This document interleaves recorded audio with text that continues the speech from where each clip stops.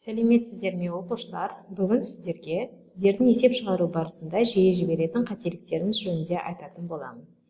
Ең бірінші, жай бөлшектерді қысқарту тақырыбын қарастырайық.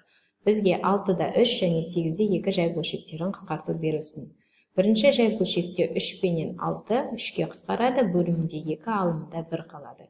Екінші жай бөлшекте де 8 пен 2 2-ке қысқарады, бөлімінде 4, алымында 1 қалады. Осылай етіп қысқартып болған соң, көп оқушылар жауабын жазған кезде бірінші жай бөлшекте жауабы тек қана 2, екінші жай бөлшекте жай ғана 4 шығады деп жазып қояды. Бұл жерде алымындағы бірлерді ескермейді. Балалар жай бөлшектерді қысқартқан кезде бөлімде шыққан санды бөліміне, алымдағы шыққан санды алымына мұқият дұрыстап жазуымыз керек. Яғни 6-да 3 жай бөлшегін қысқартатын болсақ, бізде 2-ден 1 деген бөлшек шығады. Келесі 8-де 2 бөлшегі де дәл сол сияқты бөлімінде 4, алымында 1, яғни 4-тен 1 деген жай бөлшегі шығады. Келесі мынандай өрнек берілсін, қысқарту керек. Көп оқушылар бірден алады да, мұндағы 2 мен 2-ні, x пен x-ті қысқарта салады.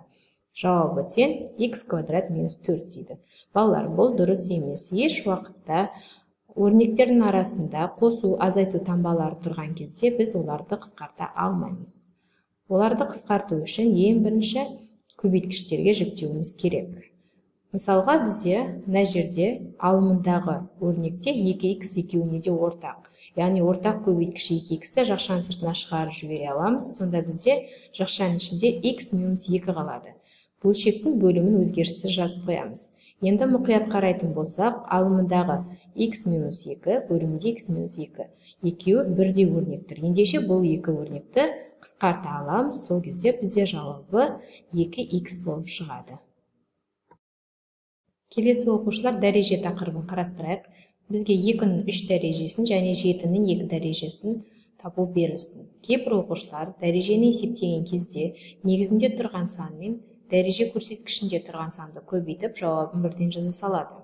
Мысалға, 2-нің 3 дәрежесін табу үшін 2 мен 3-ті көбейтіп 6 деп, 7-нің 2 дәрежесін табу үшін 7 мен 2-ні көбейтіп 14 деп, жауабын бірден жаза салады. Балалар, бұл дұрыс емес. Дәреже көрсеткішіндегі сан, бұл дәреженің негізінде тұрған санды өз-өзіне неше рет көбейту керек, соны білдіреді. Яғни 2-нің 3 дәрежесін табатын болсақ, 2-ні өз-өзіне 3 рет көбейтуіміз керек. Дәл сол сияқты 7-нің 2 дәрежесін табатын болсақ, 7-ні өз-өзіне 2 рет көбейтуіміз қажет. Сәйкесінше табатын болсақ, 2-нің 3 дәрежесі 8-ге, 7-нің 2 дәрежесі 49-ға тең болып шығады. Және де осы дәрежеге қатысты тағы бір тақырып, мынандай түрде өрнек берілсін. Санды өрнек осының мәнін табу керек болсын. Кейбір оқушылар ең бірінші көбейту амалын орындап, сосын барып дәрежелеп, сосын барып қосып жатады. Балалар, біз дәреже тақырыбын өткеннен бастап, ең бірінші қандай амал тұрса да дәрежені орындап аламыз. Содан кейін барып басқа амалдарды ретімен орындайтын боламыз. Бұл өрнекте ең бірінші 2-нің 2 дәрежесін тауып аламыз. Бізде 4-ке тең, одан кейін барып 3-ке көбейтеміз, бізде 12-ге тең, одан кейін барып 2-ге қосамыз. Сонда жауабы 14-ке тең болып шығады. Келесі түбір тақырыбын жалғастырайық. Біздерге түбір астында 9-дан 3 шығатынын білеміз. Келесі түбір астындағы 0 және түбір астындағы 1-ден мәндері шықпайды деп айтып жатады кейбір оқушылар. Жоқ балалар. Түбір астында 0 және түбір астындағы 1-дің мәндері табылады. Олар сәйкесінше түбір асты 0-ден 0-дің өзі шығады, түбір асты 1-ден 1-дің өзі шығады. Келесі осы түбірлерге амалдар қолдануды қарастырайық. Мысалға, түбір асты 3 қосылған түбір астында 5 берілсін. Кейбір оқушылар бұл екі түбірді бір түбірдің астына алып, 3 қосылған 5 тең 8-ге, яғни түбір астында 8 деп жауабын жазып қойып жатады. Балалар, бұл дұрыс емес. Біз еш уақытта түбірдің астында әртүрлі сандар болған кезде, оларды бір түбірдің астына алып қоса алмаймыз, сондай-ақ азайта да алмаймыз. Өрнегіміз осы күйінде қалады. Біз ол амалды көбейту және бөлу кезінде ғана қолданамыз. Мысалға, түбір астында 3 көбейтілген түбір асты 5 берілсе, онда бір түбірдің астына алып көбейте аламыз. Яғни, бір түбірдің астына алып 3 пен 5-ті көбейтеміз, түбір асты 15 деп жаза аламыз. Бөлуде де дәл сол сияқты. Келесі теңдеу тақырыбын қарастырайық. Бізге 4x тең болады 2 теңдеуі берілсін. Бұл теңдеуді шығару үшін үлкен мәнін кіші мәнге бөліп, мәнін табамыз деп шығаратын оқушылар бар. Яғни x тең болады 4 бөлінген 2, x-тен 2-ге деп тауып қояды. Балалар, бұл дұрыс емес. Бұндай түрдегі теңдеулерді шығару үшін теңдіктің екінші жағындағы мәнін оны x-тің алдындағы коэффициентке бөлуіміз керек. Яғни бұл жердегі x табу үшін 2-ні 4-ке бөлеміз. Бөлу белгісінің орнына бөлшекті пайдаланып жазамыз. Яғни 2 бөлінген 4. Бұл жерде 2 мен 4 2-ге қысқарады. Яғни x-тің мәні 2-ден 1-ге тең болып шығады. Келесі 3x тең болады 10 деген теңдеуі берілсін. Бұл жерде x-ті табу үшін 10-ды 3-ке бөлуіміз керек. Бірақ та 10 3-ке бөлінбейді, яғни бұл теңдеудің мәні жоқ деп жатады кейбір оқушылар. Жоқ, балалар, бөлінбесе де оны бөлшек түрінде жаза аламыз. Яғни x тең болады 10 бөлінген 3 деп, мына жерде 3-тен 10 деп немесе жазып қоямыз. Ары қарата егер де қысқаратын болса, қысқартамыз. Бұрыс бөлшек болса, оны аралас санға айналдырып ықшамдап қоямыз. X квадрат тең 9-ға деген теңдеуі берілсін. Бұл теңдеуді шығарған кезде квадраттан құтылу үшін 9-дан түбір табамыз. Яғни x тең болады 3 деп жазып қойып жатады. Әрине, балалар, бұл дұрыс. 9-дан түбір тапсақ 3-ке тең. Бірақ та бұның екінші түбірі бар. Ол минус 3-ке тең деген.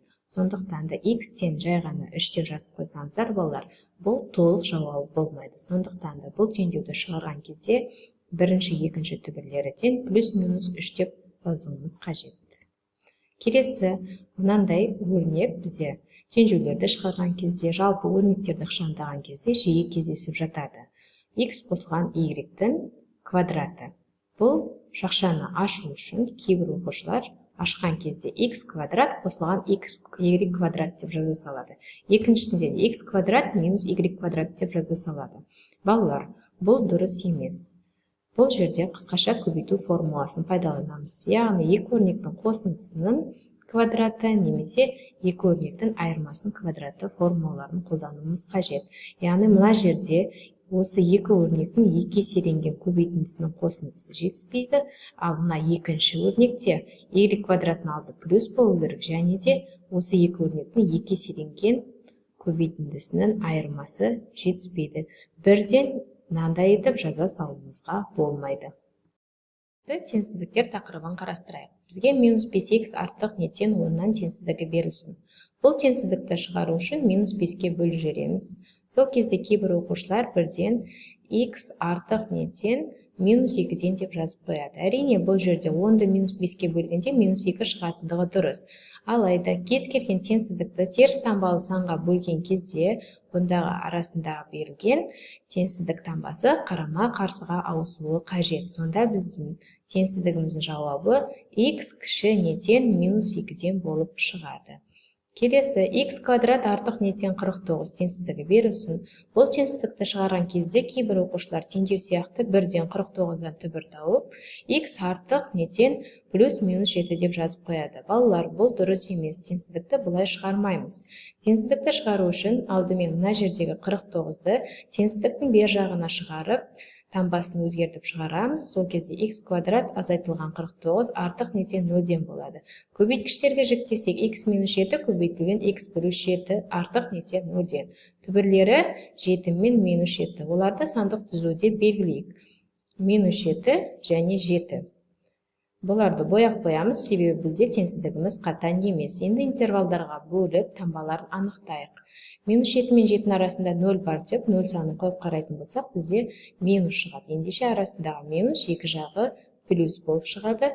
Жауапқа біздер артық болғандықтан плюс жауабын аламыз. Яғни бұл теңсіздіктің шешімі минус 7-тен минус 7-ге дейін 7 шешімге кіреді. 7-ден плюс 7-ке дейін болып табылады. Егер де жоғарына барып қарайтын болсақ, x артық нетен минус 7-ден. Бұларды белгілейтін болсақ, x-іміз минус 7-ден де артық, 7-ден де артық. Жауабыны қарастыратын болсақ, жауабы 7-ден плюс 7-ке дейін болып шығады. Біздегі дұрыс мәнін қараңыздар, бір шешімнен айырылып қалып тұрмыз. Сондықтан да бұл тәсіл дұрыс емес болып табылады. Оқушылар, бүгінгі видео сабағымды аяқтай келе, алдағы уақытта осы жоғарыда айтылған қателіктерді жібермей, есеп шығару барысында ескеріп, бұндай қарапайым қателіктерге жол бермеуге шақырамын.